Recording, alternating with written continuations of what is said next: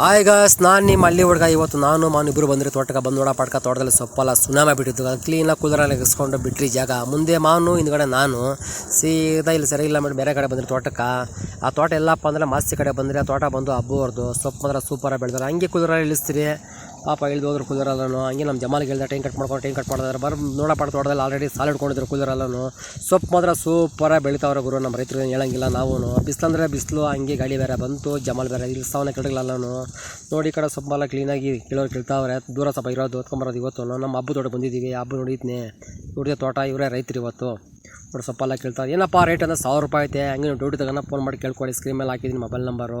ಎಲ್ಲ ಕಿಲೋ ಕೇಳ್ತಾವ್ರೆ. ಆ ಕಡೆ ಹಿಂದ್ಗಡೆ ತಗೊಂಡು ಜೋಡಿಸೋರು ಮಲ್ಕಲ್ಗಳೆಲ್ಲ. ಯಾಕಂದ್ರೆ ಬಿಸಿಲು ಜಾಸ್ತಿ ಅಲ್ಲ ಗುರು, ಅದಕ್ಕೆ ನೋಡಿ ತಗೊಂಡು ಹಾಕ್ತಾರೆ. ಆ ಕಡೆ ಬಿಸಿಲಲ್ಲಿ ಕ್ಲೀನಾಗಿ ಒಣಗಿಸಬಾರ್ದಂಬಿಟ್ಟು ಕ್ಲೀನಾಗಿ ಇಕ್ಕಿದ್ದೀವಿ.